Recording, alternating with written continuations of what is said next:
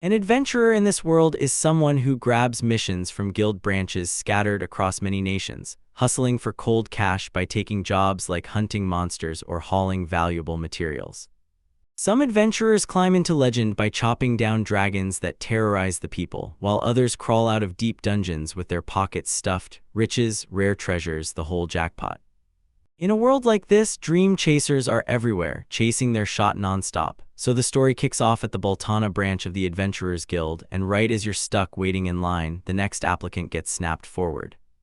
Ark felt the excitement surge in his chest, like his adventure was finally about to kick off, while Lean beside him started twitching with nerves out of nowhere. He steadied her, told her their appraisal turn was right around the corner, and asked what had her so rattled. As he carefully laced his fingers with hers, Lean flashed a smile and confessed she couldn't stop wondering what kind of powers she might be hiding.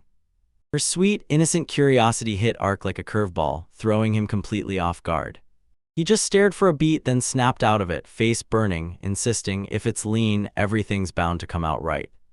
Ark's thoughts slipped straight into the past. Lean grew up in the same village as him, back when they were inseparable childhood friends, chasing the same wild dream of adventure, and then setting out together on that journey. Ever since she started shining into true beauty, Ark had been silently stacking his coins as an adventurer, dreaming of the day he could buy her a ring and finally blurt out his feelings. When the next appraisal name got shouted, Ark and Lean both snapped their heads toward that voice. Lean went rigid, panicking about what they were supposed to do, while Ark impulsively decided Lean should go first, and Lean just froze, completely thrown off. But Ark strutted in with reckless confidence, saying that if he really had some absurd power, she'd get pushed aside. So he decided to give her one quick, glorious win first, leaving her Lean and completely dumbfounded by his logic. Then he finally stepped forward to be judged, and the evaluator's face lit up with pure shock as a startled cry tore out of him. Lean's power got exposed as straight-up hero level. Her level cap slammed up to 80, and her skills lit up with sacred magic, high priestess, and goddess's blessing, while she just stood there, frozen, unable to believe it. The crowd around her exploded in stunned chatter, gaping at that ridiculously high-level cap, marveling that priestess-level power like hers was nearly unheard of, and freaking out because she could pull off 3 jaw-dropping skills. Guild staff lit up, cheering for her bright future, and even though she was still flustered, gratitude hit her hard. He bowed low to every one of them, then bolted back on his heels. Ark froze in stunned silence, then boom, pride surged through her as her results hit. Lean stayed lean and speechless, still taking it all in, amazed. Ark stood tall and declared she was born for the priestess role, and Lean grinned like, yeah, I knew it, while weighing Ark's own potential. And decided he wouldn't just become a swordsman, he'd grow into something more like a holy knight. Ark lit up at the idea like it was fire, stepped forward buzzing with excitement, and Lean backed him with a grin and steady confidence, while Ark told himself he wouldn't have to try any harder than usual. He filed his adventurer registration under the name Arkansas, and the evaluator approved it on the spot, then ordered him to press his hand to the crystal ball and wait, and as the ceremony kicked off, Ark swore she'd nailed what he meant. A wave of murmurs rolled out from the crowd. Some gasped that he was the exceptional girl's companion, others stared at how young he looked, and a few whispered wild theories that he might be something beyond human, all waiting with bated breath for the spectacle. Ark held his breath and prayed that whatever was decided next would finally give him the power to protect Lean, and the examiner stared at the crystal ball like his eyes could force it to move. Then out of nowhere her face flared bright red as she fought to swallow her laughter, and Ark just stared, baffled, watching her shake as she barely held it back. Once she finally apologized, she blurted out his appraisal. His power hit a brutal limit, only level 1, and when he opened that secret, the whole room went dead silent. A second later, the whole crowd erupted into laughter. Some people stared at the result like it was a lie, others swore they'd never even heard of it. Then one more guy jumped in and said he had an instant death spell too, success unseen. Lean shot anxious glances across the taunting crowd, then even more voices piled on, snarling that his power was bizarre and calling him the weakest magician humanity has ever produced. As soon as she snapped his name like a command, he tore himself out of his thoughts, nodded along, and told her he'd settle down. All the while, he simmered with thoughts about the gift he was born with, what it really meant, and whether a level cap like the one he'd been handed was even worth anything. The two of them huddled in a corner, saying nothing, while Lean stared at him in silence, clueless on how to help. Then their quiet got shattered when a stranger suddenly called out to Lean. A man strode up to her with effortless confidence, rolling in with every member of his party at his side. Lean nervously stared at him, wondering who he really was. Then the stranger snapped, "I'm Alan, leader of an S-rank party," and Ark's eyes went wide. Alan stepped right up to Lean and begged her to join his party as their priestess. Then Lean just froze, stunned to the core. Gasps tore through the crowd as people whispered, "Is that really Alan, the one who rolls with max-level monsters and gets secret missions from the king himself?" They stared in awe, and the noise swelled so hard that Ark started breaking into a sweat. The crowd gasped when Lean got snapped up into an S-rank party the second she registered, and they couldn't believe it. Everyone hailed her insane potential as an extraordinary new star, and Lean was completely overwhelmed. She couldn't wrap her head around why they'd pick her when she just signed up as a brand new level 1 adventurer, so Alan told his party to stay outside and then leaned in to answer her worries. He told her questions were totally normal and that she had nothing to fear. If she joined his party, her level would skyrocket, and the whole crew, Ark included, just stared in disbelief at the insane talent she had. Ark clenched his fist, trying to understand what it really meant to be S-rank, and he and Lean had always pictured their future together. But now Alan was begging Lean to lend her power for the people's sake, because in Ark, requests like that earned only a brutal, unshakable no. But only in the privacy of his own thoughts. Lean sank into deep contemplation, her face weighed down, and when Ark saw that troubled look on her, confusion and unease snapped through him. All she had to do was blurt out a simple refusal, but she just stayed silent, and his mind tore back to a memory. Someone once shouted his way, demanding, "So you're really set on becoming an adventurer, huh?" He answered with blazing determination, certain that one day his story would finally deserve to be written in a book, so Lean nodded and warned him to remember something crucial when that moment arrived. That sweet memory got obliterated the second Lean blurted out she wanted in on Alan's party, no matter what, and Ark just froze, staring in total disbelief as she begged. When Alan snapped up her decision with pure excitement, he called it brilliant, then grabbed Len's hand and practically urged her to gear up fast, because he was dead set on teaching her the adventurer mindset and guiding her onto this new road. Ark's hand started to tremble. He shot out his hand to stop her, shouting her name like it was the last lifeline he had.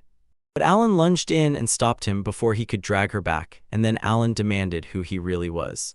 Leaning back, Ark froze for a beat, and Lean swallowed his words, then spoke to him indirectly. Ark stared at Alan with desperate hope, and Alan's smirk cracked wider as the truth hit him. He chuckled as he apologized, acting like he'd only mistaken Ark for some thug at first, and then he slapped a hand on Ark's shoulder and told him he got the situation well enough. Yeah, it sucked, but out in the world of adventurers, stuff like this happened all the time. Promises, dreams, and friends could be ripped apart in an instant. Ark blurted out that he and Lean had a promise, that they were destined to travel together, and Alan admitted it sounded like that, but he doubled down and swore Lean's choice was right, then shoved Ark for answers. Had he ever really faced what his born power was supposed to be? Alan laid it out in plain terms. What you're given is locked in from birth, and the gods hand it to you.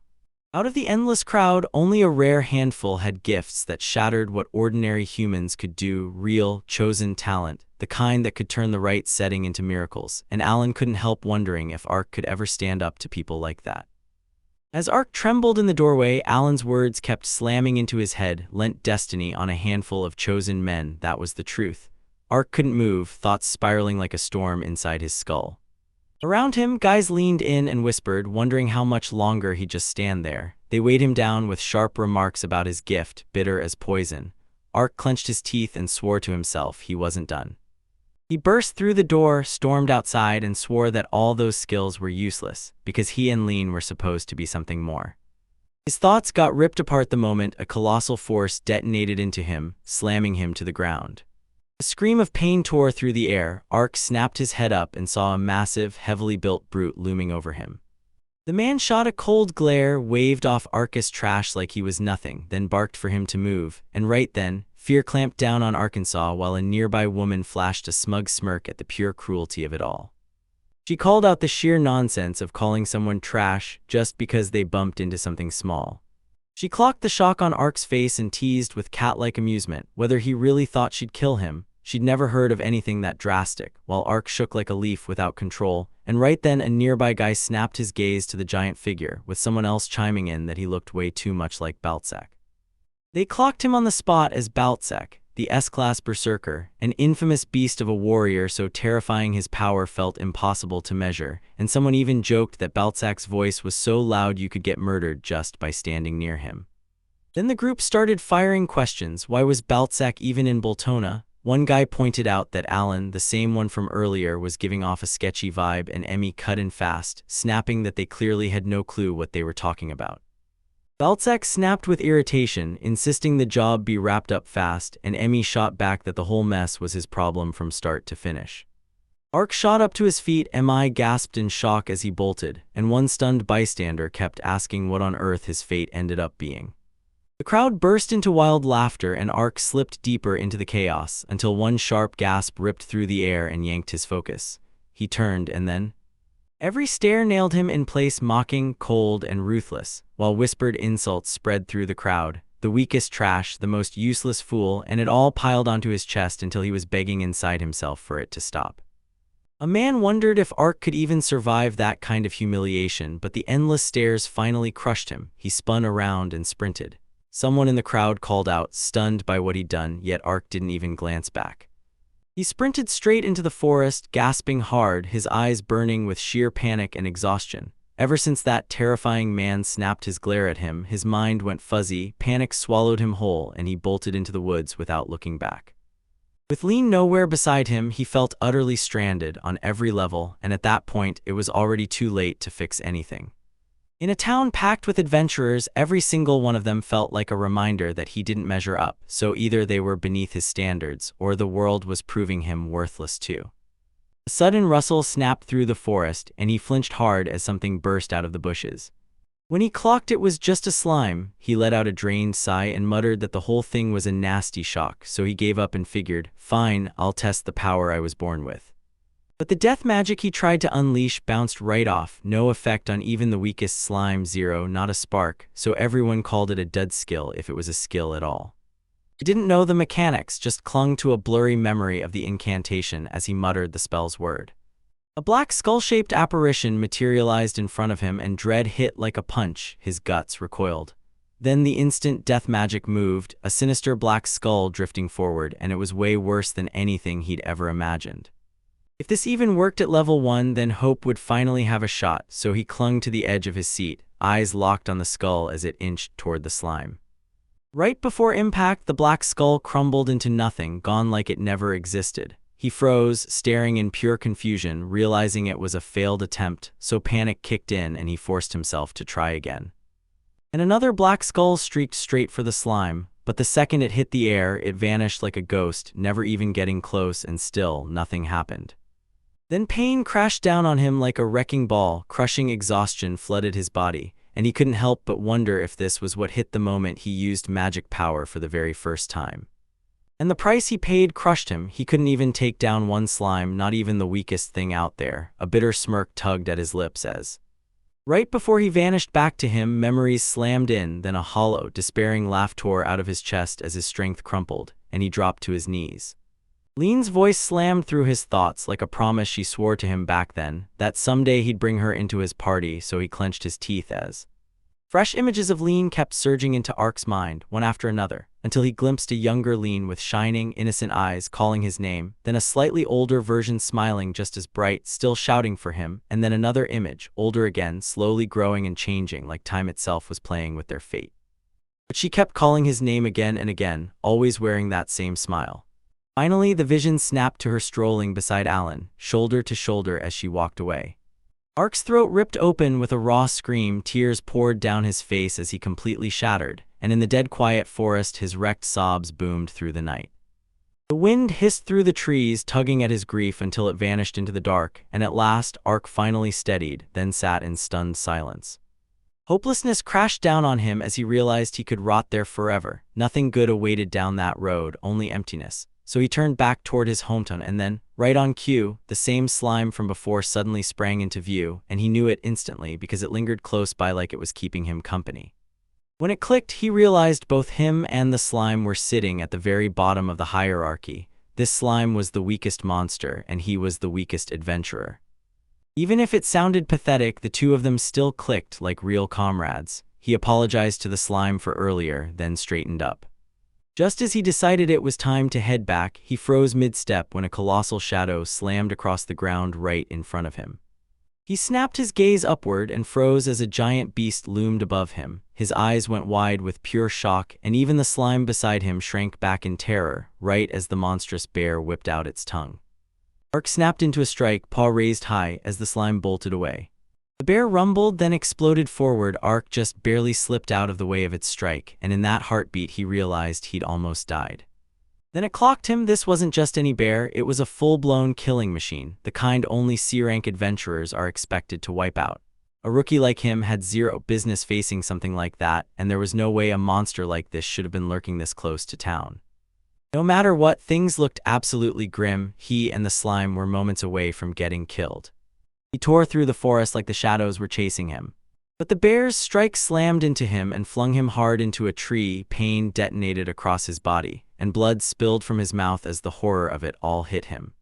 Was this it for someone tossed away like trash when he was still only level 1?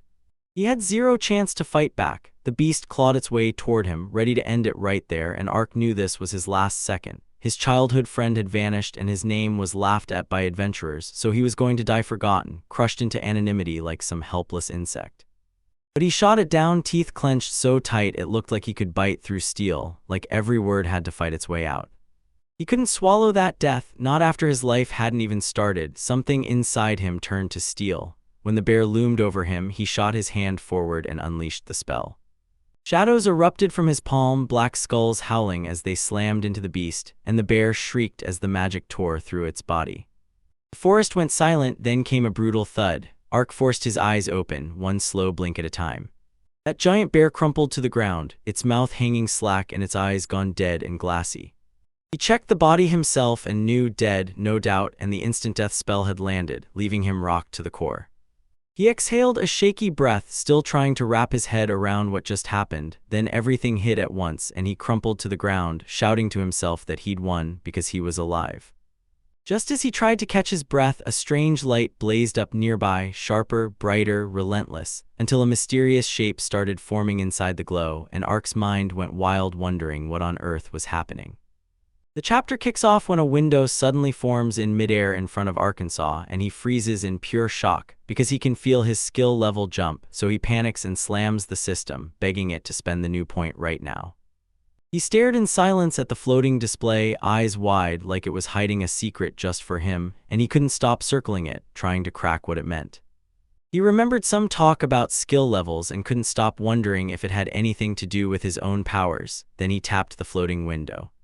A gentle chime rang out, and right then the skull icon on the screen yanked its jaws open, snapping the display to a new view where his basic stats crashed in. His name, Ark, his job, Daredevil Magician, and a bunch of blinking numbers he instantly recognized as his own. His level sat stuck at 1, but one line snapped his focus. His instant death magic had already climbed to level 20, and as he slowly put the pieces together, a terrifying thought formed. Maybe the magic grows with the skill itself, not his own character level. It sounded unreal, nothing like anything he'd ever heard, but if it was. Leaning in, he snatched the floating screen and demanded more right now. The display snapped again, and suddenly a skill map bloomed in front of him like a world chart of abilities. He froze, staring, stunned. He tapped one of the skill icons, and the screen blared the truth. His instant death magic barely reached far enough to matter, so landing hits from a distance was basically a gamble. The game told him it was built for close quarters chaos, and that spending skill points could unlock extra special effects and deadly upgrades. While he read, he couldn't stop thinking about how party battle magic really works. Mages usually hang back in the rear, miles away from the enemy, which quietly tanks the odds for short-range spells like his, so that's why you'll find barely any success stories or records for this specific magic. He replayed that fight in his head. He'd been pinned up against the killer bear, and that brutal closeness was exactly why the instant death spell finally tore through such a monster. Even after the bear smashed him hard, he felt zero lingering pain, like his body had just leveled up and kicked on instant healing. And that's when it hit him, somehow his power was growing on its own, and with the right upgrades he could start fighting for real without ever giving up being stuck at level 1. He stared at the map again, chewing on the big question. Did he really have to dump all 20 skill points into those exact nodes? In the end, he shrugged and started handing points out to the symbols that looked like they could pay off. Suddenly, fresh icons popped onto the screen, and one of them stood out with a chilling coffin design. He tapped it and bam, a new window popped up. With instant death magic, he could not just wipe out enemies, he could tuck their bodies into a whole other dimension. The shock hit him hard because being able to stash defeated monsters would be insanely useful. Sure, selling them to the guild sounded great, but stripping them down and hauling them around was a nightmare, and this option to store bodies would make everything effortless. That settled it, he was convinced. He lifted his hand, summoned the power in his mind, coffin of the dead, and the killing bear's body drained away grain by grain into a hidden dimension until it vanished completely, leaving Ark staring in stunned disbelief at how the whole beast was gone. He snapped his gaze back to the floating screen, and even though only a handful of slots were left, one new symbol flashed. Then he tapped it, and another window burst open, revealing a magic trick. Steal part of a defeated enemy's stats and turn them into his own powers. The shock hit him like lightning. Sure, paying 5 points stung like crazy, but the payoff could be unreal. Nobody even knew if it would work, yet for him, a guy who couldn't boost his stats the normal way, this was his last, shining shot at something extraordinary. The description rang true with not a single hint of deception. Everything he'd lived through so far already proved it. No doubts left in his chest, he grabbed it. He burned through the last of his skill points and locked in the allocation, convinced, every last bit, that he'd spent them smart. Then he grinned because he could pull up his stats on a floating screen instead of waiting for some boring formal appraisal. As soon as he was done, the window vanished like it was never even there. Looking back on the day, he felt his heart finally turn icy calm, like the panic from earlier had been a total lie, and somehow, against all odds, he tapped into this new power and clawed his way back from the edge of death. Right then, hope flickered in his chest. He shut his eyes tight and threw everything into the mission ahead. Nothing else mattered. Determination swallowed his thoughts whole, and even though he had no clue how far his power would go, he was ready to chase it to the very end. This wasn't just a step forward, it was a full-on rebirth, a shot at a brand new destiny. The weakest one, by sheer will, would rise up and crush everyone until it became the strongest. The knight got knocked clean off the Balatona branch outside the Adventurers Guild. Inside, Mi froze with her mouth hanging open as Ark marched up to her carrying a massive slain beast, and demanded she buy it as material. Shocked by the massive beast she'd hauled in, Mi couldn't even wrap her head around what she was seeing, because a killing bear, a C-rank monster or worse, usually takes seasoned adventurers to take down. Yet Ark, the same boy who'd pulled the lowest appraisal earlier, somehow got one. He just shrugged and said he finished it with instant death magic, and Mi froze, speechless, before Ark pushed her to breathe and calm down. The other adventurers nearby caught the whole story and went dead silent in disbelief, because everyone knew Ark was the weakest guy they'd appraised earlier, so how in the world did he come back with a C-rank monster? Whispers tore through the crowd. Some insisted he'd left empty-handed, then somehow dragged out the beast anyway, and seeing that monster up close for the first time, their jaws just dropped. Through all the chaos, Ark didn't back down. He kept demanding Mi buy it. She was still woozy, but she managed to lock eyes with him, right as the guild door yanked open with a bang. Ark and Mi snapped their heads toward the entrance as 3 guild-linked demolition specialists stormed in. That brutal killing bear snapped their focus instantly, and one of the men burst into excitement. He practically beamed at the quality of the goods, and the leader shot them a dramatic grin, saying he'd heard rumors that something unbelievable was about to show up. Then everyone crowded in, staring at the bear, baffled and blown away more and more with every second. Even though the creature's body got wrecked in battle, its prized hide and all its important components stayed perfectly intact. Someone pointed out how wild it was that anyone could crawl out alive after going toe-to-toe with a C-rank bear in the forest's deadly depths. No wonder everyone's shock was plain as day. The leader barked at Ark, asking if they could buy the materials, so Ark jumped in, practically begging for the deal, and the man immediately swung into action, ordering his team as the demolition crew erupted with loud, fired-up shouts, ready to start ripping into the job. Mi finally burst back in, breathless, and apologized for making Arkansas wait. Then she dropped a bag at his feet, packed with 20 blazing gold coins as his buyback reward. He earned an extra bonus, scored the way the guild's quality rules demanded, because the materials he brought were in perfect shape. Then the deal was finally sealed.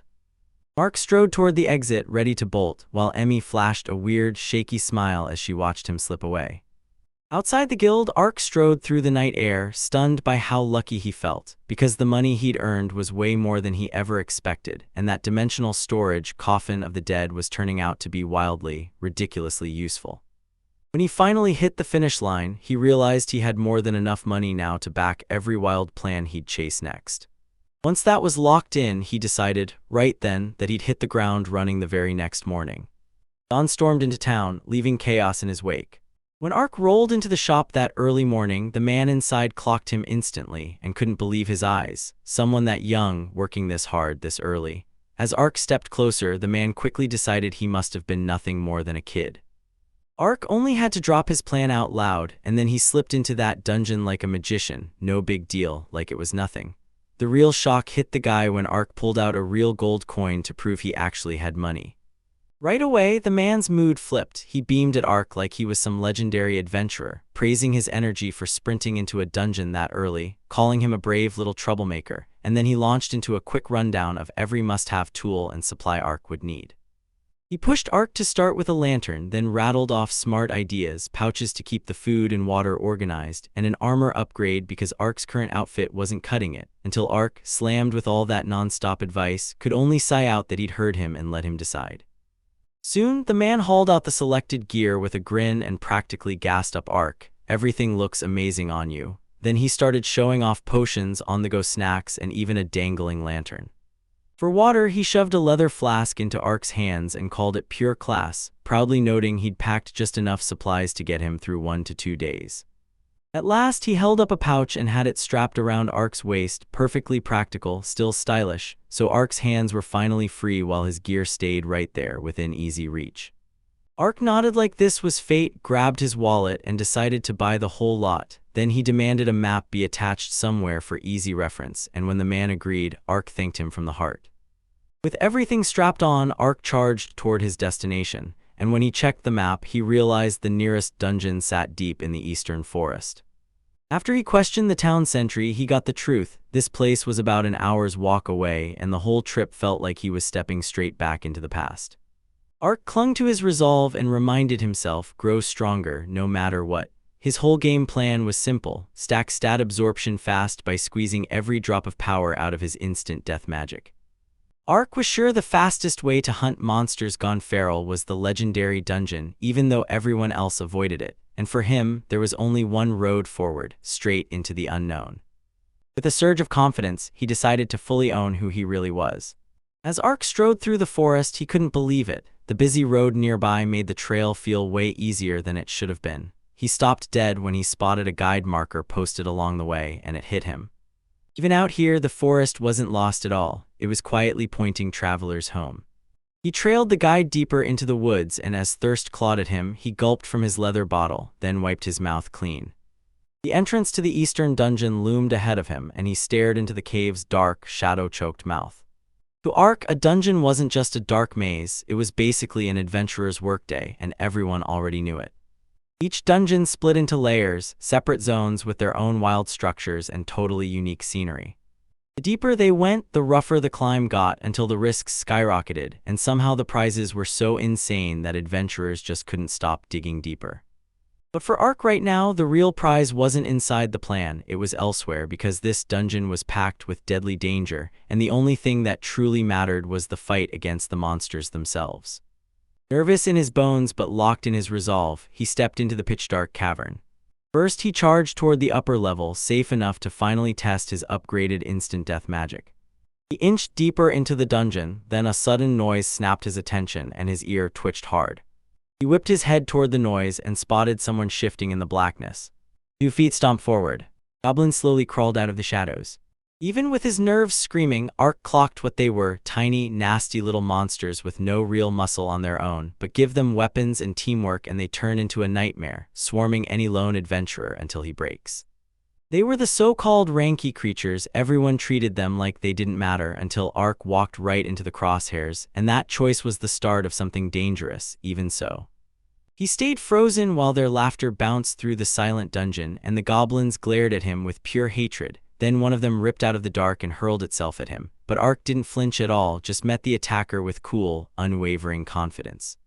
Chapter 3 opened within the dungeon as the goblins roared excitedly, celebrating one of their own who charged boldly toward Arkansas. He prepared himself internally, focusing on the lone goblin rushing ahead. In the realm of instant death magic, he knew that distance dictated everything. The upgrades he'd tinkered with the day before sharpened his range and boosted his hit rate, so he went all in on dragging the enemy right into striking distance, and the goblins sprang through the air. As the darkness slammed down on him, Ark thrust his hands forward and hurled his death spell, cracking the air as a black skull shot forth. He lunged forward and drove his strike into the creature, then the goblin shrieked, writhing in pure agony. Ark crumpled to the ground lifeless, and for a breath he felt pure triumph. His mission had worked. The last goblins surged together, huddled in a tight circle, and started chattering in secret right around him. Ark jerked back at their sudden rush, but he clocked their careful approach fast, tight formation or not. It actually gave him the perfect window to land another brutal strike. He fired off the spell again. This time a black skull rocketed toward a goblin, and the thing collapsed on the spot, jolting the whole pack with shock. Another goblin shot forward, swinging its weapon like a blur. But Ark snapped out of the way at lightning speed, seized the creature by the head, and slammed his spell down again using 3 straight instant death blows, yet that usual bone-crushing fatigue never hit. He figured it out fast. The skill window wasn't just killing enemies, it was siphoning their stats into him through those instant deaths. So he surged forward and wiped out the rest of the goblins. The battlefield suddenly went dead quiet. Ark replayed the encounter in his head and realized something terrifying. Goblins really can't level up at all. Then his thoughts snapped back to his stats and a floating window blinked into existence, showing his current status.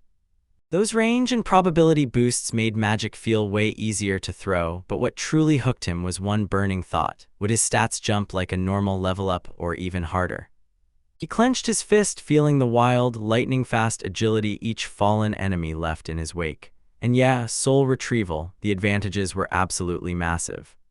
If he pulled this off, it meant he might be able to cast magic nonstop, forever. Then his eyes snapped to the gear sprawled across the ground, and he had to wonder, does his storage power let him scoop up monster drops too? He swept the area with his eyes, then slammed to a stop at a pitch-dark side corridor, muttering under his breath. He stepped straight into the choking gloom. He stared, realizing the light couldn't touch either wall, and that cramped space felt sickeningly wrong. Then a sudden, brutal stench slammed into him. Something burst out of the darkness, and then more shapes spilled into view, roaring with pure excitement.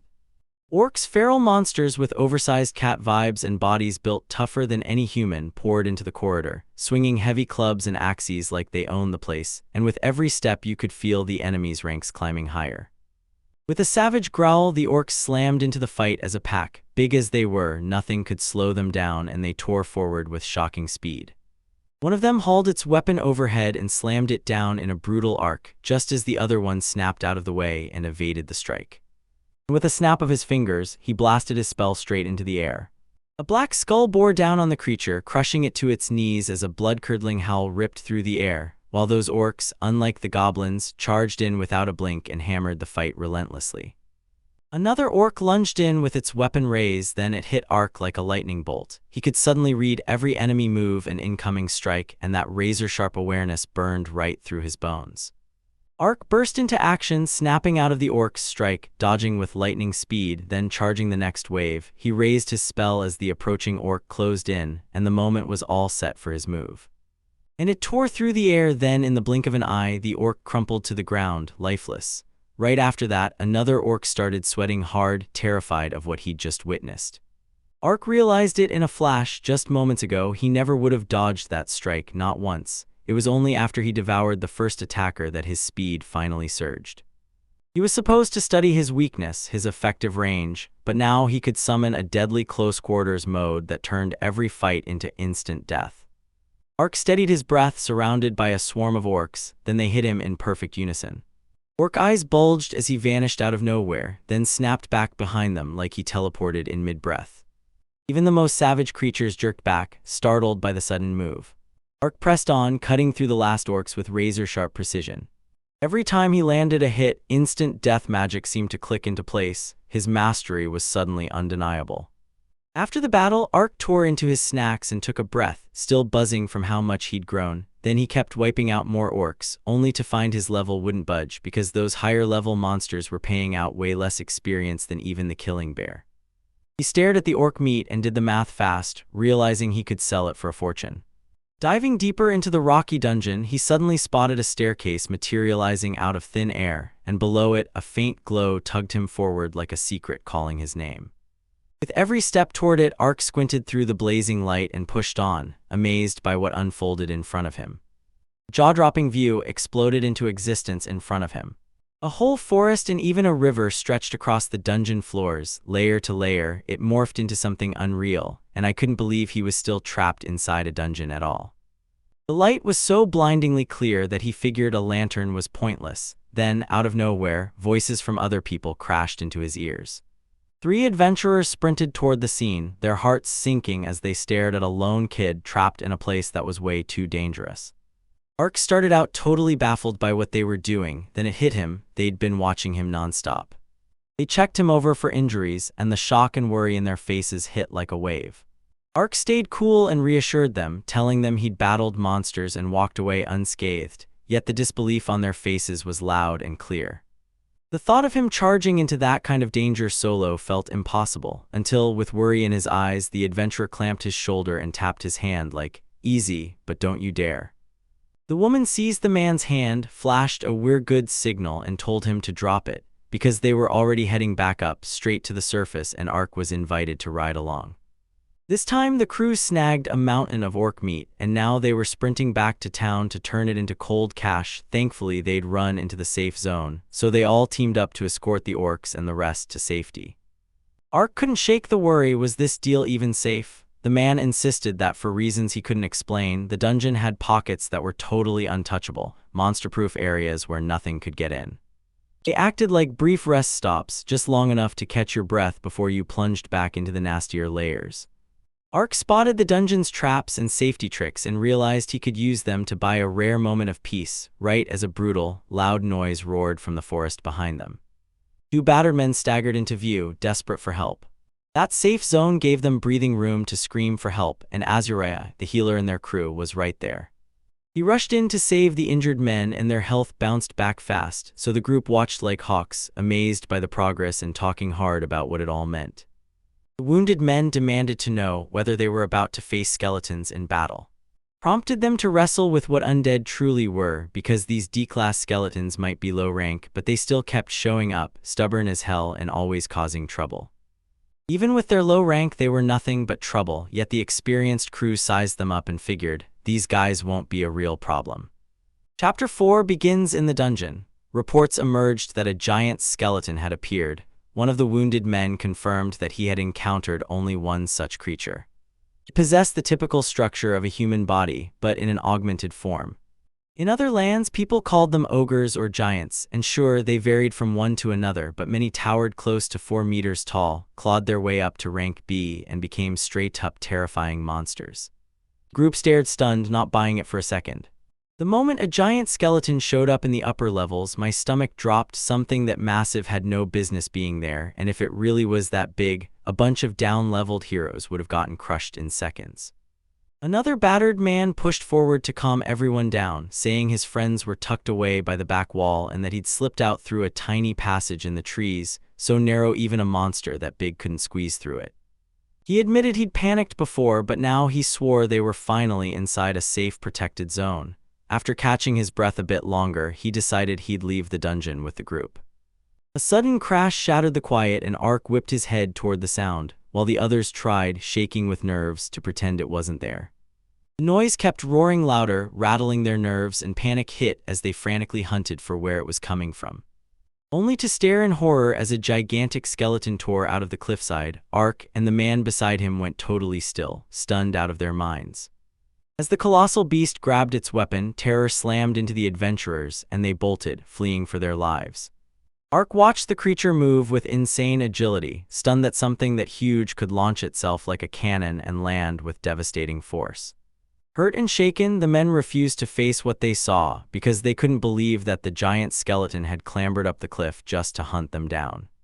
The monstrous skeleton froze for a heartbeat, then blasted the air with a deafening roar, and the adventurers instantly felt the terrifying gap in power grow wide and impassable. Pure instinct screamed that death was coming, no way out. One of the men froze with terror and blurted, "What could someone like me even do?" Then panic hit full force. He was running out of time. He handed the job to Doug and Azure, telling them to sprint for the exit. Then he tried to pull Ark into the plan, but his voice died as shock hit him. Ark tore away from the group and sprinted straight at the oncoming monster, and the man gasped in disbelief as Ark surged forward to slam into the skeleton ogre. Ark realized he could keep up with the monster, and the speed gap wasn't nearly as brutal as he'd feared. His last worry gnawed at him: would that instant death spell even work on something undead? He threw the casting down hard, then launched the summoned skulls straight at the giant skeleton. The creature's eyes bulged as the magic came crashing in, and it shrieked in pure agony as the spell latched on. Meanwhile, Ark checked the results, figuring out if those effects could hit undead enemies too. Doug stood there completely stunned by what he'd just witnessed. He finally clocked it. Ark had dodged every single killing blow, and he couldn't stop the shock from flooding his head while the other man stared in silence, piecing it together at last. That's why Ark insisted he'd take the dungeon on his own. Even so, he knew Ark's rampage was nothing but a defensive stand. Ark was throwing some kind of magic, but it didn't seem to have much bite. The man spun toward Doug and declared he'd carry the whole weight alone. Then Doug snapped back and begged him to run while he still had the chance. Meanwhile, Ark kept dancing around the skeleton ogre, dodging its strikes with sharp, evasive moves, and the whole time he wondered, does this thing even flinch at instant death magic? He'd already fired the spell so many times he'd lost count, but one truth wouldn't budge: instant death was the only trick he had. Ark bolted straight at the beast, already mapping every move down to the last step. When he reached the very edge of its attack range, he slammed forward to close the gap and strike, then lifted his hand to fire off the spell again. But nothing came out. Then it hit him like a punch. His magic was totally, completely gone. The monster snatched its weapon high above its head, then roared as it came down for a brutal, earth-shaking strike. Right before it could land the blow, its hands tore apart mid-swing, blasting flesh from the bait the man had thrown, and Ark froze in pure shock. Then the man snapped the monster's focus by drawing its attention away, and baited it into the forest. Once those towering trees closed in, the massive beast snarled with pure frustration, thrashing to move in that tight, suffocating space. Ark clocked it the moment the man struck. He stole the monster's agility and reached right out from under it, instantly flipping the advantage. And Ark understood the truth.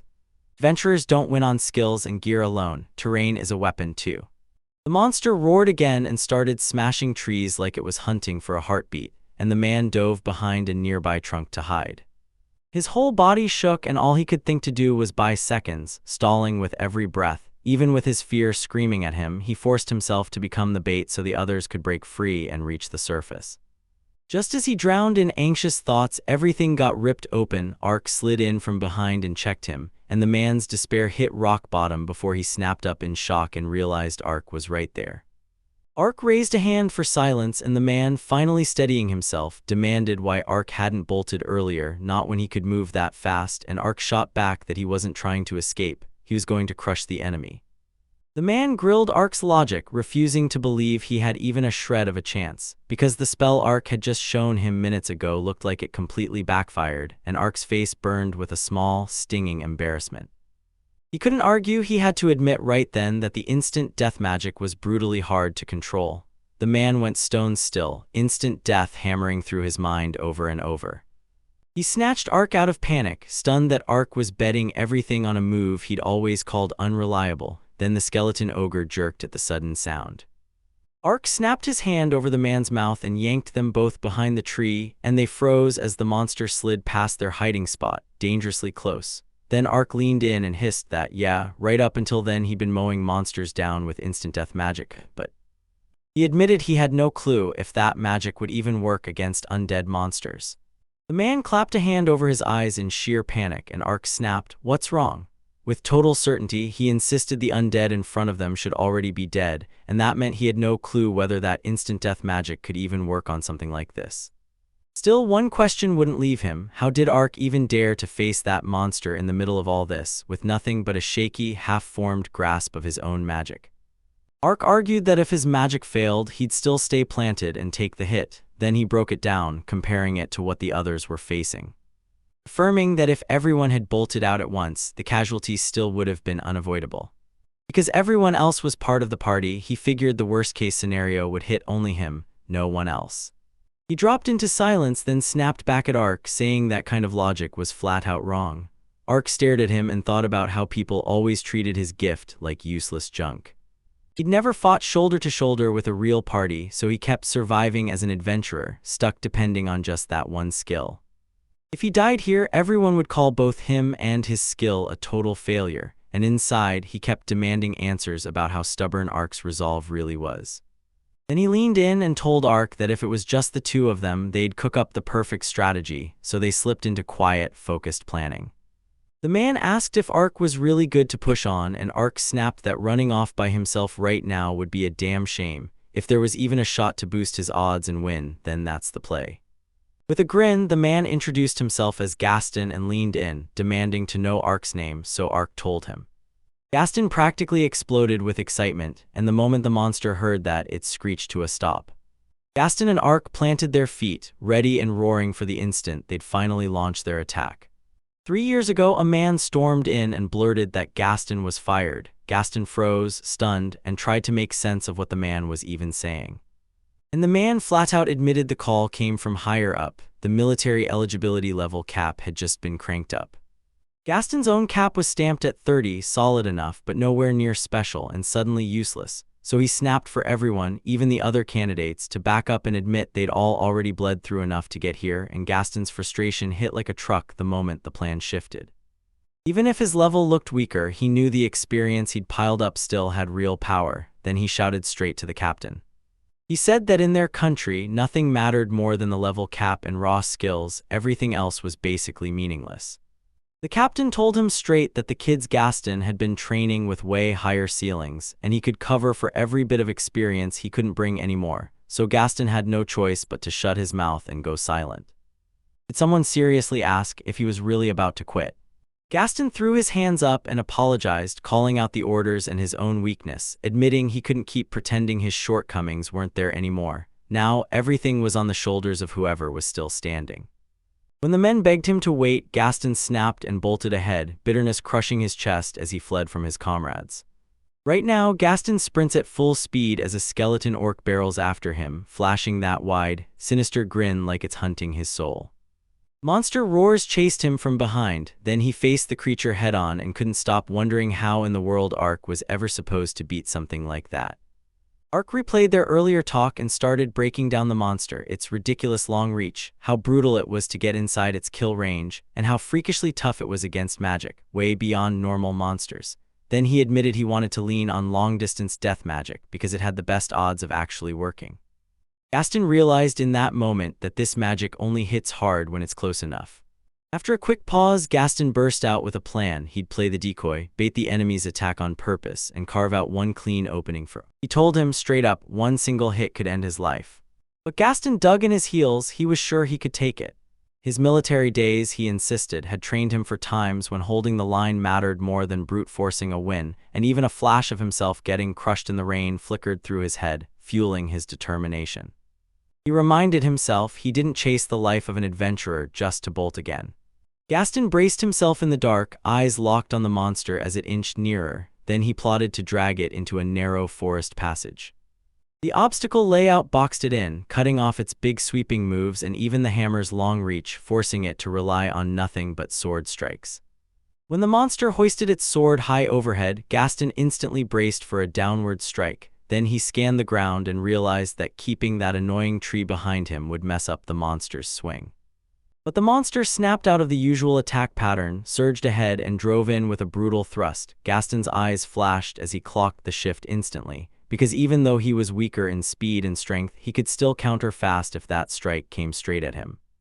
The second the enemy struck, he shoved himself ahead, because hesitating in that moment meant certain death. He realized that with the gap in their abilities, there was no way he should have survived a full power blow, especially one thrown with that brutal speed and force. And that's exactly why he moved in, right when the monster's output dipped, so he could smash its rhythm and throw off its timing. but if that blow hit him at a diagonal angle right then? Disaster loomed on the horizon. Right then, the monster's blade crashed straight into his shield as it surged forward. That hit ripped a loud gasp out of Gaston, and his shield cracked clean through, splitting in two like it couldn't take the blow. The monster kept charging, slashing through the chaos as it snapped back for another hit, while behind it, Arx tore forward with pure, unshakable determination. Gaston shouted, and Arx surged forward with his eyes locked tight on the man he was going to take down. Gaston threw himself off balance on purpose, stumbling as his footing vanished, and Arx clocked the opening at once. He gauged the distance and got ready to cast his spell. But an unseen force ripped him to a stop midair, and shock crashed through his entire body in that single heartbeat.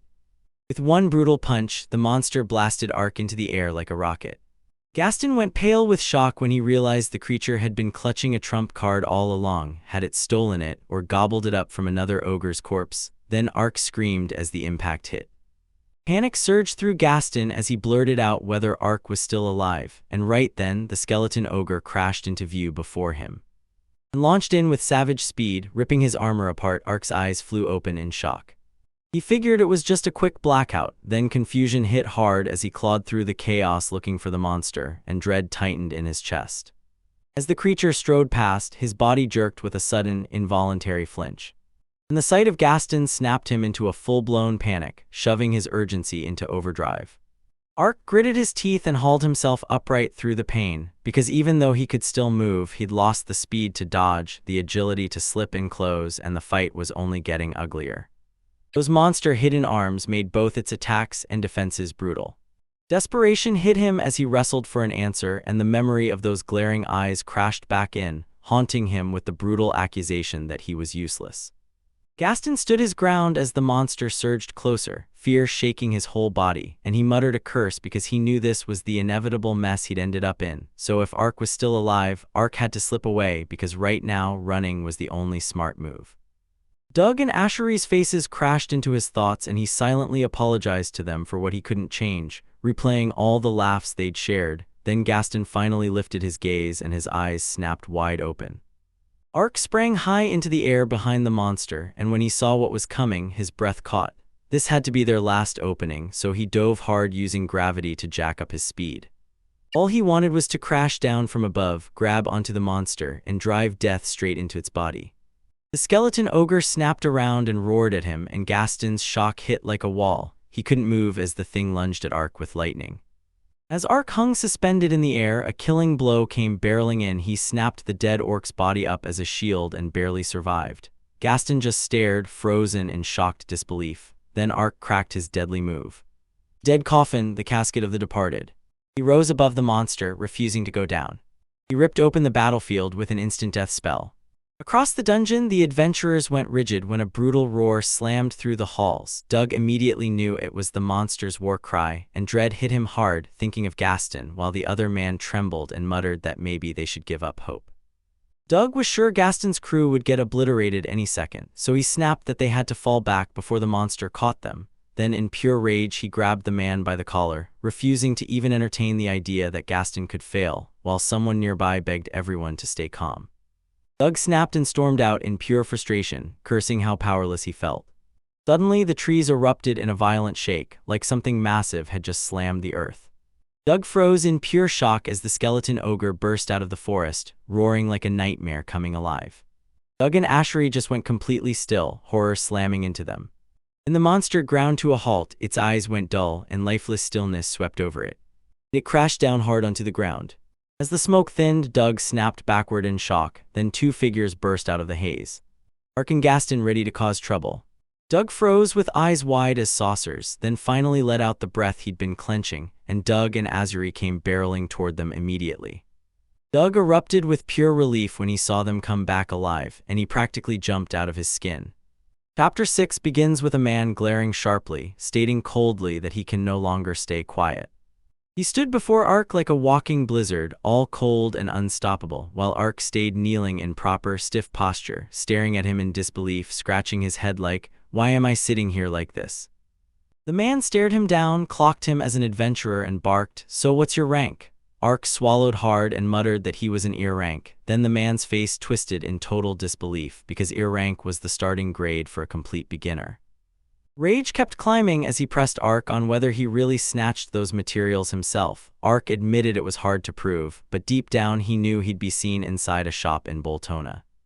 And every scrap they had came straight from the hunt he'd teamed up for with Gaston and the rest, so even when they split it, each person still ended up with a hefty share.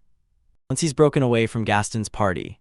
Right after he got back to town, he vowed to sort everything out, but trouble hit the moment he tried, only for another voice to chime in that Ark must have been some kind of party baggage carrier. The man swallowed that idea as believable and Ark laid it out straight, no party, not even one. But the man snapped back that Ark was basically sealing off his escape route with every word.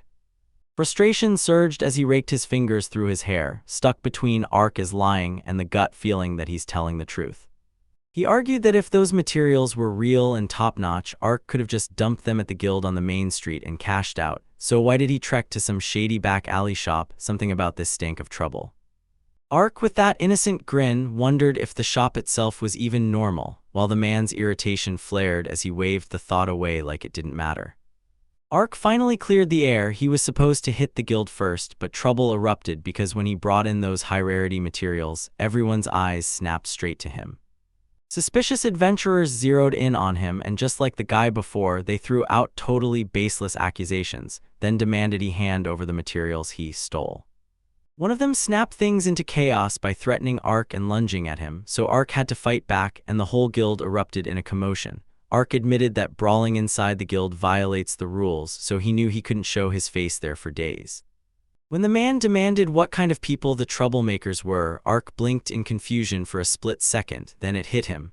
They were a 20-party lead by a long-haired man tied back in a knot, and the wildest part. He was the very first to bolt the moment the fight erupted. The man muttered that the same troublemaker was at it again. Ark asked if he knew them, and the man nodded fast. Once that was clear, it clicked why Ark had decided to sell his materials outside the guild.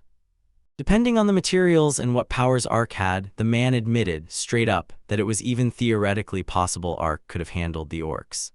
Ark stared at him, waiting for the answer, then the man shot back, dead sure that there was zero way an E-rank adventurer could possibly get a monster like that alone. Ark said, "I'll lay it all out, just promise you won't lose your temper," then spilled the truth. He'd run into the skeleton ogre when he was with a party led by a man named Gaston in the Eastern Dungeon. That name snapped the man's attention. He'd seen Gaston in the past, back when he fought as a soldier. Ark stayed silent and the man panicked just enough to apologize, then pushed him to keep going.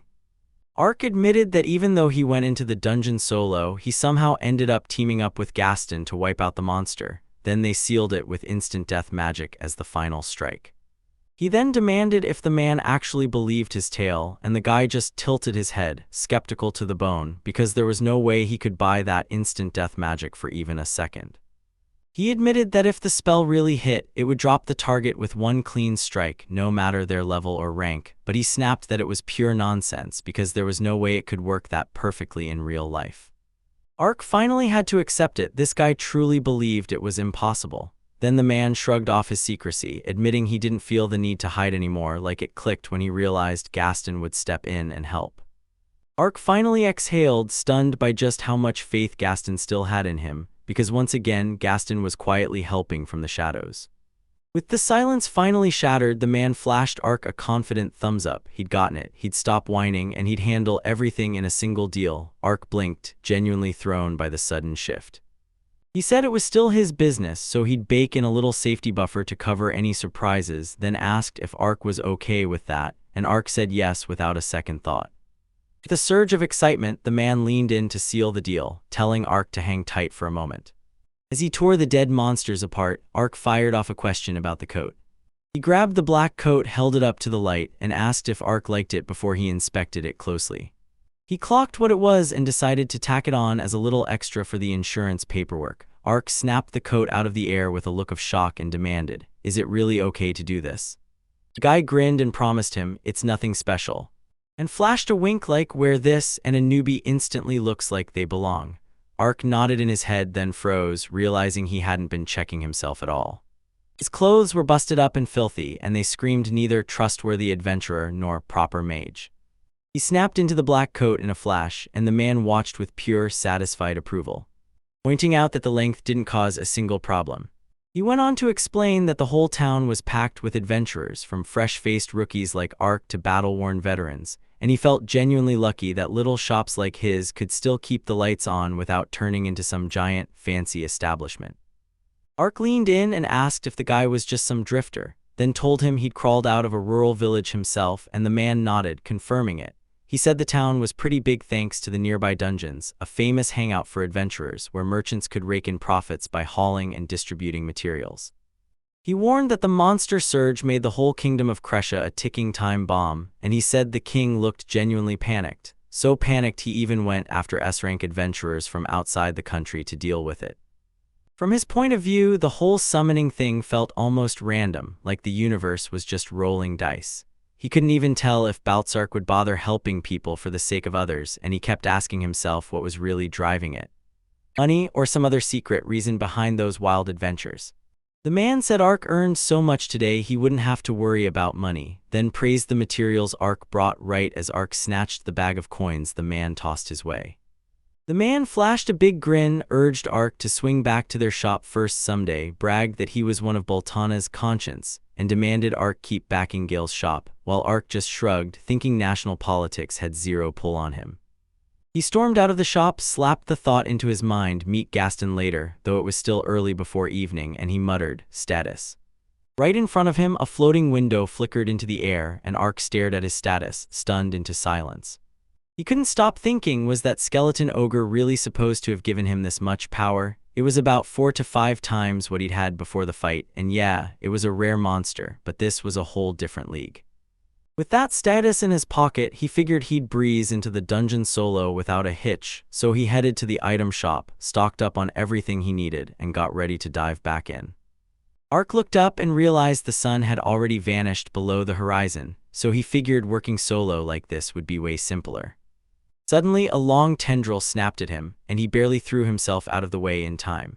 A savage, ear-ranked carnivorous monster snapped up anything it could stuff into its mouth, even small animals that weren't insects. Then another one rolled in, a forest wolf, and once it locked onto you, it tore into anyone who crossed its territory, sprinting through the woods like the bushes didn't even exist. As usual, Ark figured it out. Once night fell, the monsters outside the dungeon woke up and started moving.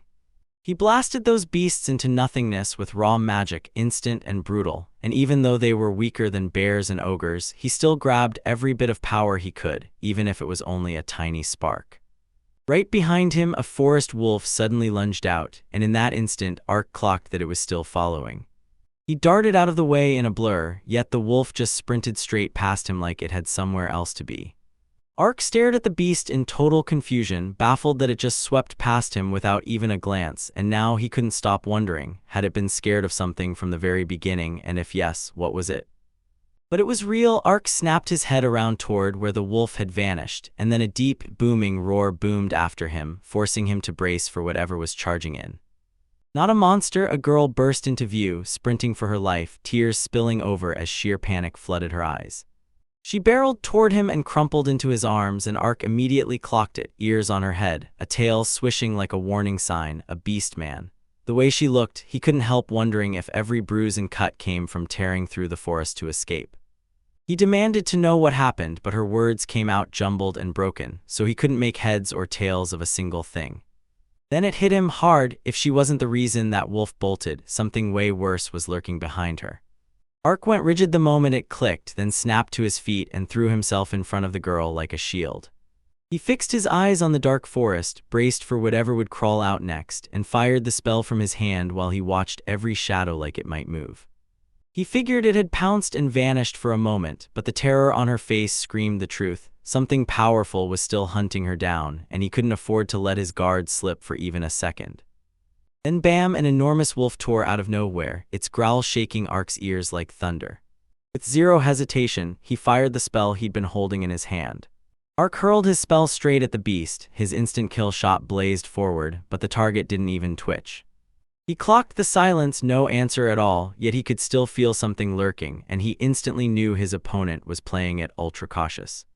A thunderous cry erupted out of nowhere, smashing the silence, and Ark snapped to attention with a shocked gasp.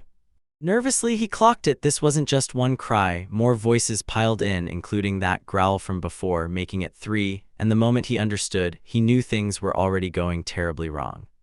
He realized he couldn't slip within the bushes and still keep the girl safe, but taking on a bunch of enemies all at once felt like walking into a trap, so dread clawed at him as he frantically searched for his next move.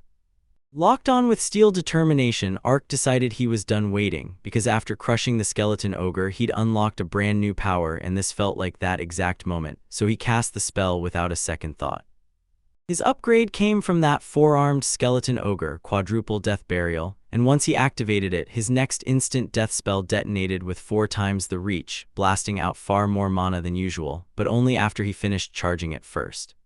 Ark shot his hand forward and black smoke started curling around it like it had a mind of its own.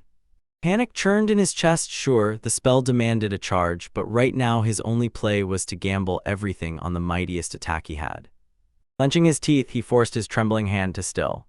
Suddenly, a wolf barreled into view right in front of him. He unleashed the strike, a gigantic skull burst from his hand and rocketed straight ahead. Ark stared at it a little on edge while the wolf circled in, watching every move like it might be deadly. Then the spell ripped straight through the bushes. A sharp, pained cry cut through the air and Ark knew his attack landed. With his current stats, the mana drain didn't even make him dizzy. He could use that power for real, and it showed.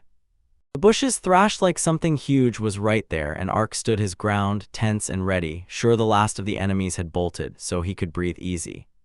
After a tense beat, Ark steadied the girl, then pressed a potion into her hands and told her, "Sip it slow." The girl chugged the last of it, then tossed the bottle aside and breathed out like the weight finally lifted off her chest. Right after that, she just snapped, fainted again, and crashed to the ground. Ark caught her mid-fall and realized she wasn't hurt. She just hit the end of her strength and fallen asleep, and after what she'd been through, he couldn't help but understand. Ark knew this wasn't the moment to grind levels, so he chose to haul her back to Badlana. He shot himself a mental reminder, snapped his fingers, and slammed down another spell, Dead Coffin, aiming it right at where that defeated beast was supposed to crash. He reached his hand out toward the forest, like something inside him refused to stay away. But he finally understood. He couldn't drag that corpse deeper into the woods and keep the girl safe at the same time, so he chose her life first. And the second he did, it hit him like deja vu. This felt exactly like something that happened before. Meanwhile, somewhere else, Alan's squad was wiping out monsters when a fresh attack landed with a sharp shout, and Alan watched the damage roll in, grinning with satisfaction. Watching Lin light up the battlefield, the party crushed their opponents with zero trouble. Alan checked on Lin, and she told him her level hadn't budged since the last battle. Alan couldn't shake the thought that maybe those monster levels weren't enough to push her anymore. Then Lin threw an apology his way, and he quickly soothed her. In just 2 days, she'd already hit level 20, proof she was skyrocketing, and Alan decided they'd go for a lower floor next time. Fionn asked if they were finally done for the day, saying holding back was draining every bit of them. Dorothea nodded along, while Eris stayed silent, as still as stone. Lin stepped forward with a shaky smile, thanked everyone from the heart, and promised she'd push herself even harder from here on out. Alan leaned in and reminded her that every person at the party was on their side, backing each other without hesitation, and that she didn't have to feel less than anyone. Lin just stared at him with pure, shining admiration. Alan then declared they were pulling back and told everyone to get ready, and just like that, night fell. Thunderous knock jolted Alan out of nowhere, then Eris burst into his room. He dropped onto his bed and pulled out a tightly rolled document. The king kept piling on pressure, demanding non-stop updates on the hunt for the keys.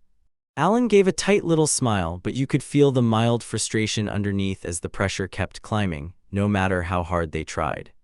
He sized up the king as nothing but an impatient hothead, and that crowd of S-rank monster slayers, Alan and Cressia included, wasn't there just to hunt creatures like the town gossip claimed. No, the real reason was the king's own plea. He'd founded the territory and demanded they plunge into the dungeon's deepest depths, where the keys were rumored to be waiting. Alan had zero clue what those keys could do or what they even unlocked. He only knew the catch was insane, a noble title and land as the prize.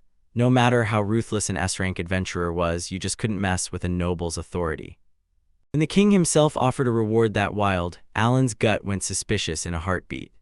He couldn't stop thinking, if he snagged that key, could he cut the deal, grab it, and bolt? And if the prize was rich enough to shut up the nobles, then what was it really worth? He He went dead quiet, and those doubts started chewing at him deep in his mind. Then the talk snapped to Lin. Everybody's wondering if Alan plans to keep spoiling her or if he'll slow down. Alan insists they can't rush because only a handful of parties besides theirs can even make it down to the lower levels.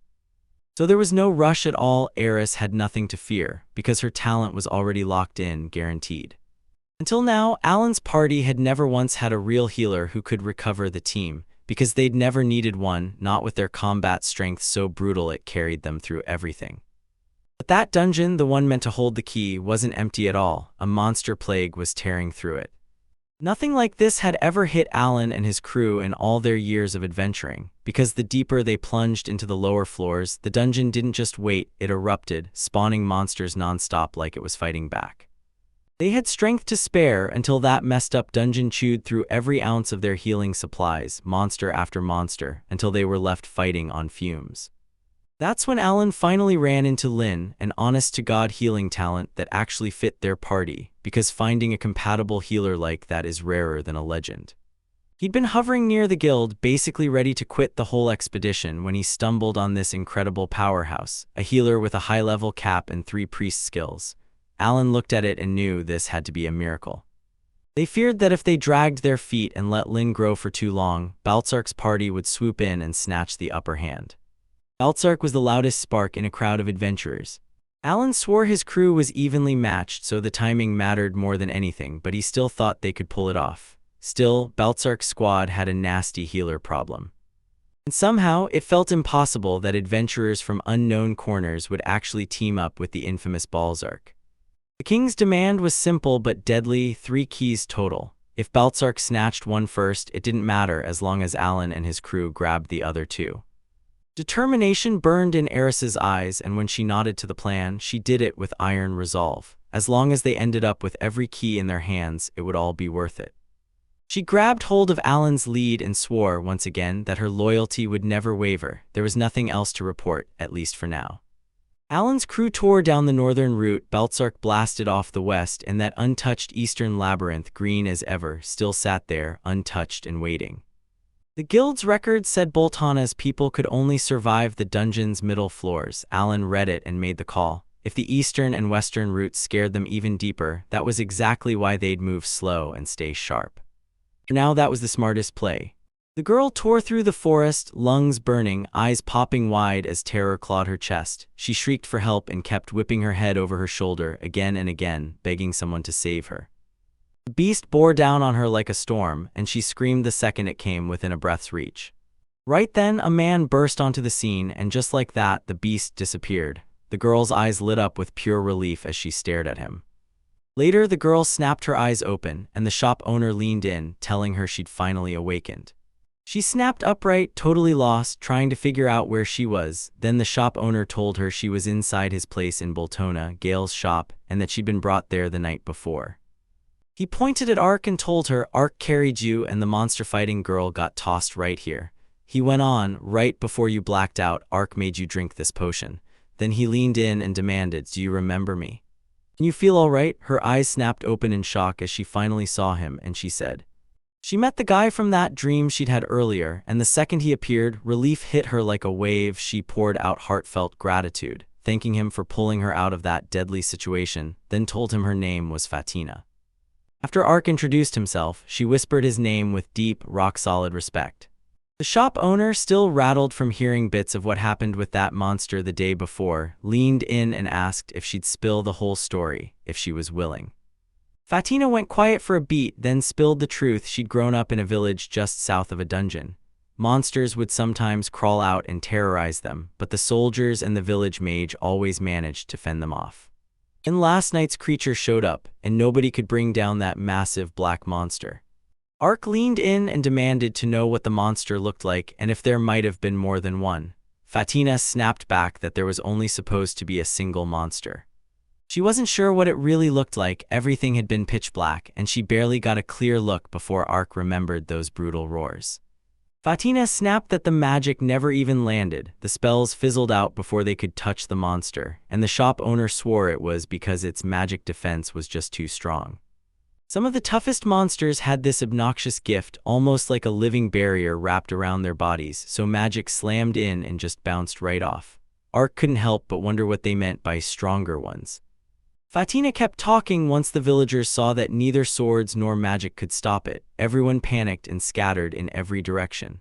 Somehow, the monster locked onto her and she was just about done until Ark burst in and saved her.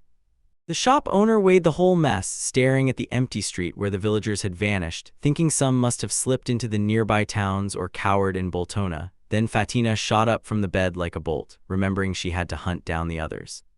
Her legs buckled and she gasped as she stumbled, then our hand snapped up and caught her at the last second.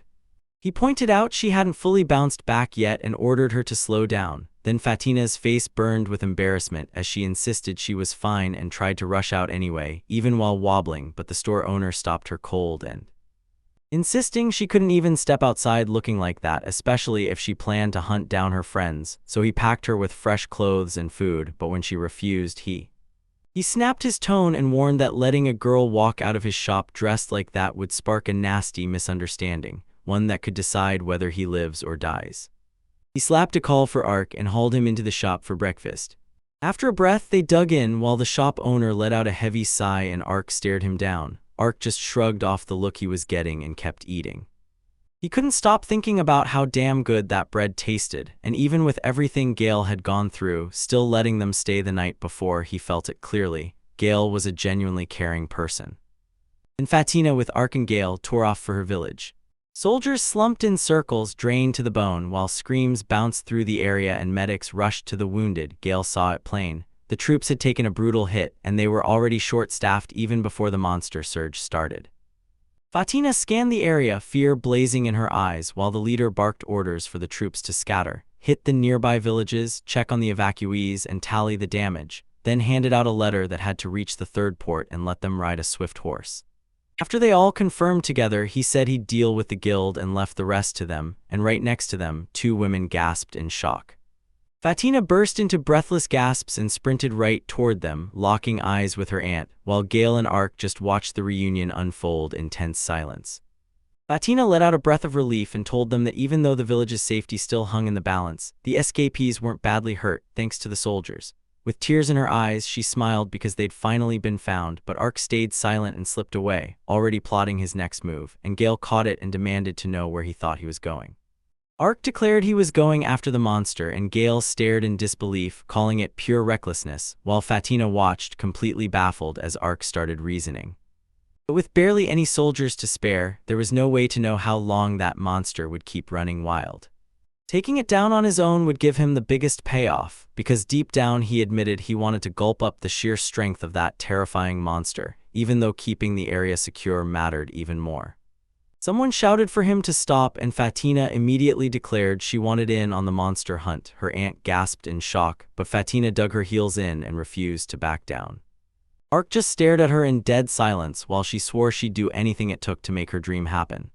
Her aunt lunged to stop her, but Fatina pushed through and begged Ark to finally hear her out. She told him her parents vanished to sickness when she was just a kid, and the villagers took her in ever since. Now she swore she'd protect them and fight with everything she had to make sure they're never left alone again. She sank into a deep bow and begged to join him in the fight. Then Ark let out a heavy sigh and started to answer. Gale cut him off. Even though he respected her spirit, he shut down any doubt if she was going to fight. She'd need real adventurer strength, the kind the road demands, and he insisted they hit the guild first for a skill appraisal. Fatina understood it instantly. If she could fight, then it was fine, but if she couldn't, she'd have to step back, and she agreed that made perfect sense. Gale nodded at her answer, slapped a hand on Ark's shoulder, and demanded they follow through. Ark blinked in pure confusion as he got dragged into her plan, because Gale argued he was already done for today, saying he'd helped enough and that was all they needed. Fatina paced, practically vibrating with anticipation, waiting for Ark's call. Then, at last, Ark finally gave in. Gale told them, "Get back to the store when you're done," and Fatina practically buzzed with energy, ready to bolt out with Ark, while her aunt grumbled in pure frustration. At the guild, Fatina pressed Ark about why he threw a hood on, but he dodged the question and steered her to a counter to register as an adventurer, claiming it would get her a free appraisal. Right after that, Mi, the one who did the appraisal, shook with pure disbelief, stunned by what she saw, and the woman beside her went pale too. Then Fatina blurted out, panicked, asking if her abilities really weren't enough. But then Emmy crushed the room with the truth. Her level cap hit 100, unheard of anywhere in their guild, and when Fatina, totally clueless, asked if that was even impressive, Emmy lit up and said, "Yeah, it's exceptional." Women all around chimed in that Fatina had 4 deadly skills up her sleeve. An announcement hit the crowd like a bombshell, and in seconds everything erupted into chaos. Fatina's 4 skills got revealed: razor-sharp swordsmanship at the absolute top tier, supplemental growth that supercharged how fast she leveled, magic breaker that shoved back spells and magic forces with serious resistance, and holy magic, straight-up healing plus a whole set of holy abilities. Arc clocked her perfect build for a vanguard, then Fatina practically exploded with joy at the idea of fighting, and a whole swarm of adventurers surged in to recruit her. Before the madness fully hit, Arc snatched her from the mob and bolted out. Still gasping for air, Fatina blurted out how stunned and thankful she felt, then Arc hit her with just a short, cold reply. Fatina stared at the scene and realized she had never imagined adventurers would form parties like that. Then fire lit up her chest, because she knew there was still so much more to learn. Meanwhile, Arc regretted his choice. Sure, he'd pulled her out of the crowd with good intentions, but with her talent, she might have been safer inside a solid, well-known party, and it hit him hard because this felt exactly like a past event. Fatina's voice snapped him back to reality. She asked if he was throwing a party, then Arc went quiet and only then explained.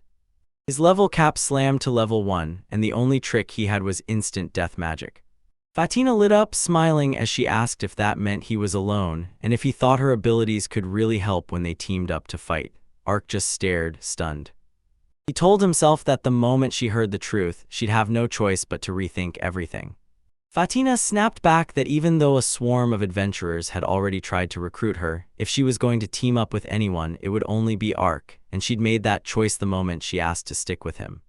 Arc pressed her for answers, stunned that she'd bet so much on him when he was totally unprepared for her reason.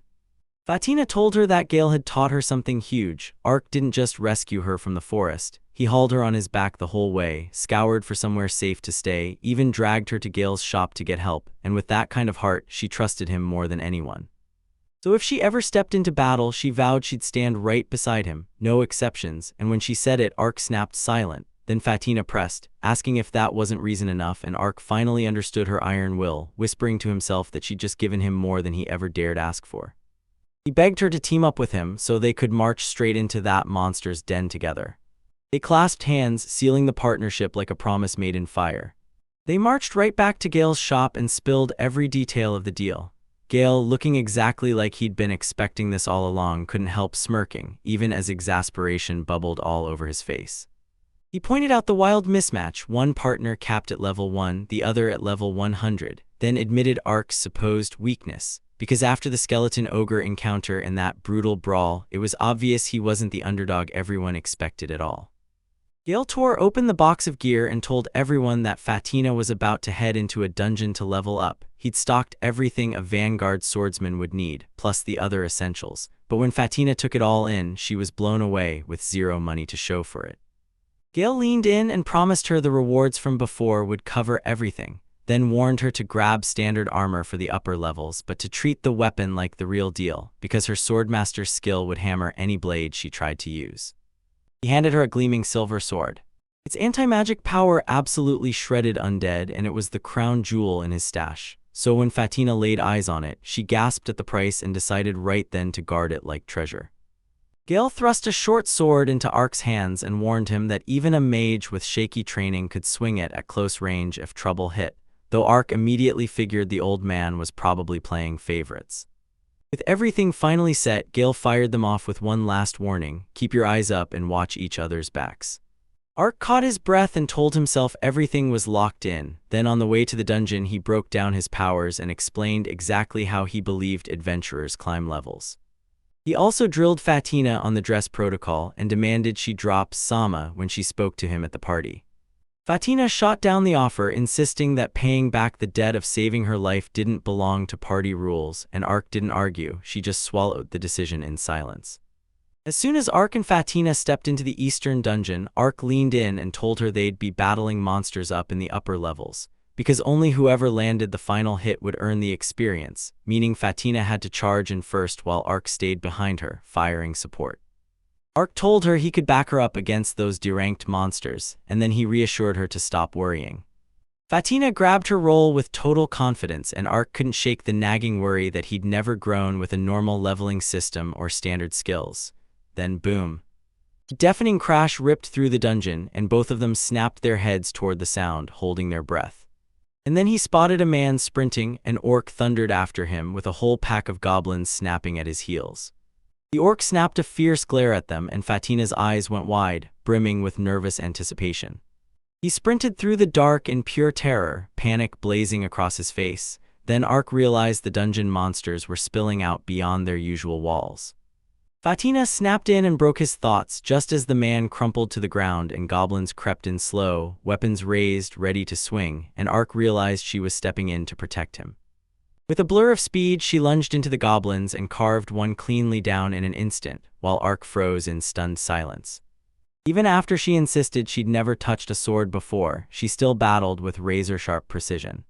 Fatina slid into motion like water, carving through goblins with razor-fast, no-mistake strikes, and Ark felt it hit him. This was what a real sword master looked like. Fatina snapped into instinct, reading every enemy move like a signal, and struck with perfect timing, gripping her sword tight and locking in on pure power. The kind of power she wielded to guard everyone, no matter what. Right then, a huge beast tore into view behind her, before it could even land the strike. She snapped into action with lightning speed, cutting straight through the Orc's body before it could even react. The Orc crumpled to the ground without a sound, and the man froze, jaw dropped, eyes wide, gasping in disbelief while his heavy breaths hitched in his throat. A bottle got slapped onto his head, and he shot upright in shock. He tried to blurt out that monsters had suddenly crawled out of the walls, but panic crashed over him, and he shook as he ranted about the chaos. Then Ark tossed aside everything that happened in the guild before and demanded to know who the man's companions were. Down below, the place was getting smashed under attack, and the desperate man on his knees begged anyone to help him. Ark and Fatina burst into the dungeon at full speed, paused mid-step just to stare down at what was happening below. A pack of beasts ringed the adventurers, crushing their footing as they got swarmed. The Orc screamed and launched at its target, but Ark shot in and slammed into the Orc's face. A brutal kick, one powerful boot, sent the creature stumbling backward, and the adventurers went still, stunned. Fatina shot forward without hesitation, then carved through the Orc's body with one clean, deadly strike. Ark and Fatina tore forward together, crashing straight into the last monsters. Fatina effortlessly smashed the skeleton monster with a single, lightning-fast hit, and Ark instantly realized she must have picked up real combat experience from her earlier fights, but even without that, she was already crushing D-rank enemies, and that extra growth skill supercharged her powers even more. Her combat prowess went off the charts, and every strike crashed through the dungeon walls, leaving the men stunned as they realized the fighter they'd been facing was someone truly terrifying, and they didn't even know her name. When the monsters finally went down, Fatina and Ark stood over the fallen bodies, staring like they'd just won the fight of their lives. The moment the adventurers were safe, the tension finally melted, and they began to relax. Murmurs spilled out, apologies tumbling over gratitude, like his heart couldn't stop thanking him. Ark brushed off their worries and zeroed in on the monster outbreak, because they didn't just show up upstairs, they were waiting at the entrance too, and the men swore the things burst straight out of the walls like they'd spawned from thin air. There were 0 footsteps and not a soul in sight, no warning, no signs of anything, and then, out of nowhere, they were suddenly surrounded. Fatina stared at it all and snapped, "Is this what dungeons are like?" The men shook their heads and admitted they'd never seen anything even close. Even after all those visits, this dungeon threw them a total curveball, something the old hands couldn't explain, and it made everyone uneasy. Ark felt it in his gut right away, still haunted by that skeleton ogre from before. The whole place just screamed, "Something's wrong." Fatina's ears snapped upright, and she whipped her head toward the sound, footsteps and terrified screams roaring from deep inside the dungeon. A bunch of men came into view from the horizon, sprinting like their lives were on the line, terror carved deep into every face. Behind them, the shadows split, and a massive ogre hauled itself into the light, fully unleashed. The adventurous one jolted with panic, scrambling over everything as terror drove them to flee. Ark's thoughts spiraled. Those people were in real danger, and they had to get out alive. He locked in on keeping the ogre busy while Fatina rushed in, shielding the adventurers as they fled. An ogre roared and slammed a massive fist at them. Ark barely threw himself aside in time. Even with its giant size, it shot forward at a shockingly fast pace.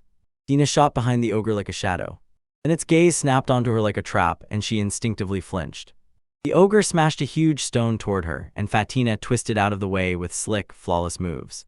Even with its strength crushed, that ogre would still crush through a C-rank threat, and with nothing in its way, it'd be pure danger, yet Fatina's past experience and her added growth still gave her a fighting chance. She'd hold her ground if she got the right opening, then Arc snapped into action, creating a diversion.